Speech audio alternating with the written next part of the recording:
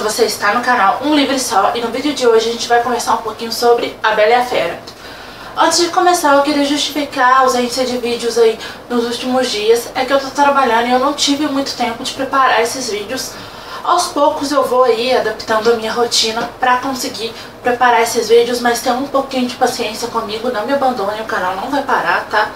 Só vai diminuir um pouquinho a frequência de vídeos, mas aos poucos eu vou acertando isso aí. A Bela e a Fera é uma história que todo mundo conhece, seja pelas versões da Disney, pelo filme de 2014, pelo musical da Broadway ou pela literatura. Mas o que essas versões recentes desse conto tem de semelhante e diferente com o clássico original publicado em 1740? Nessa edição lindíssima da Zahar, a gente tem duas versões desse conto.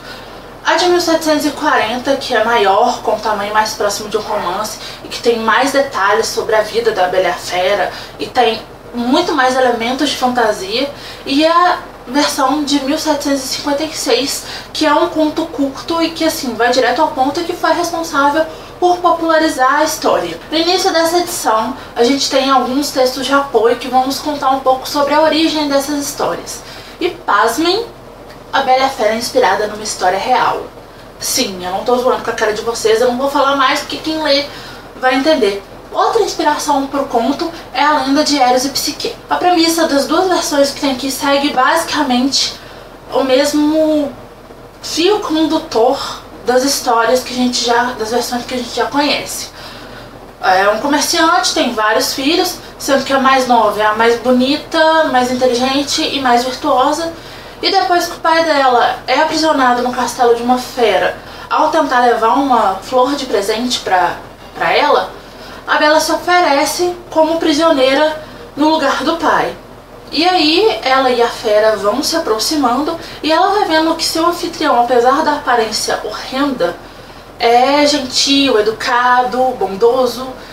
E aí, né, os dois vão se aproximando. Eu não vou contar o final, por mais que seja uma história que praticamente todo mundo conhece, porque vai que, né, tem alguém que não conhece. Na versão de 1756, que é o conto, a diferença para o clássico da Disney, por exemplo, tá no número de filhos do comerciante, que na versão da Disney é um inventor, né? Essas diferenças elas estão em pequenos detalhes, e na aproximação da Bela e a Fera, que nas duas versões, na de 1740 e na de 1756, eu achei um pouco brusca.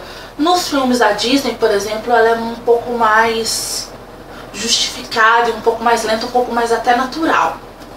A versão de 1756, ela é maior, ela tem também essa mesma diferença, o comerciante tem mais filhos, a aproximação da Bela e a Fera também é um pouco brusca, mas aqui a gente tem, na versão de 1740, por ser um romance maior, né, uma história maior, a gente tem mais detalhes sobre a vida dos dois, e a gente tem uma explicação maior e melhor da mitologia por trás dessa história. E aqui a gente não tem, como no clássico da Disney, a figura de uma bruxa má, e sim uma fada má. Aqui na versão de 1740 a gente tem as fadas como coadjuvantes dessa história, vamos dizer assim.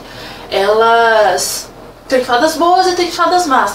É quase como, sei lá, a versão que a Disney fez de Malévola, sabe? Que a Malévola era uma fada boa e foi, né, ficando má, entre aspas, ao longo do tempo, né? Só que no caso de Malévola tem um final surpreendente. Aqui a fada que é má mesmo, e enfim. Eu não vou contar mais detalhes sobre as diferenças das duas versões que tem nesse livro e o clássico da Disney, porque é justamente em descobrir essas diferenças que tá a graça da história, porque muitos de nós conhecem a Bela e a Fera pelas versões da Disney.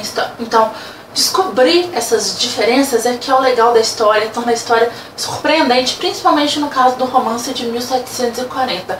A minha versão preferida das duas versões que tem nessa edição aqui foi a versão de 1740, por ser um romance maior, ter mais elementos da mitologia que envolve essa história, ter mais detalhes sobre a vida da Bela e da Fera antes e depois do que acontece no livro, e por ser mais próximo de uma história de fantasia. Tem muito mais elementos de fantasia, que é um gênero literário que eu gosto bastante, então eu acho que me agradou mais por isso. E é um romance escrito de 1740 para adultos, né? Ao contrário do de 1756, que a autora cortou as partes que ela achava desnecessárias, adaptou a linguagem para um público infantil, então a de 1740 foi realmente a minha preferida.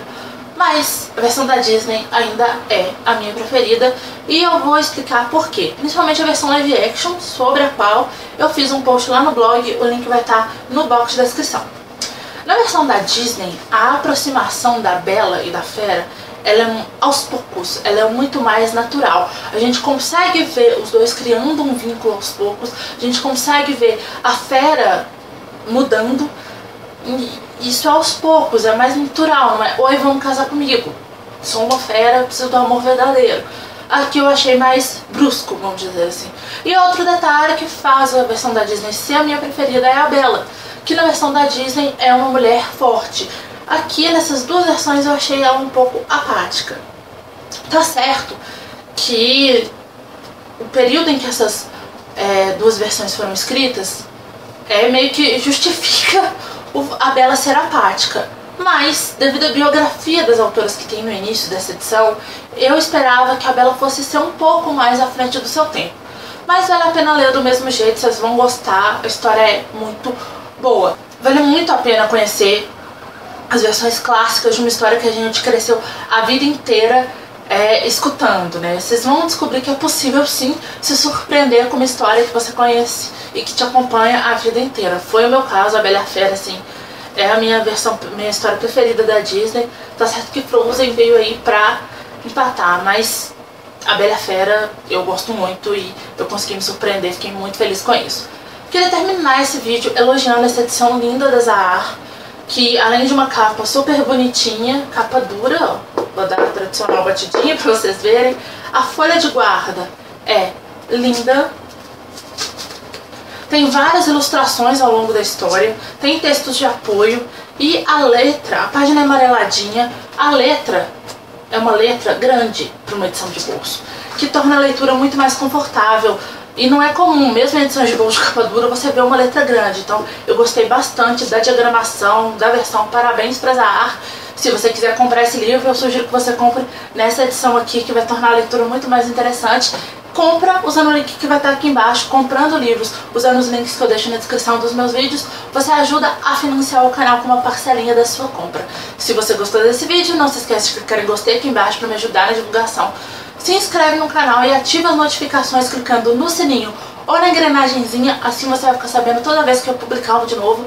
Não deixe de passar lá no blog, de seguir o blog em todas as redes sociais, os links vão estar no box de descrição. É isso, beijo, tchau e até o próximo vídeo.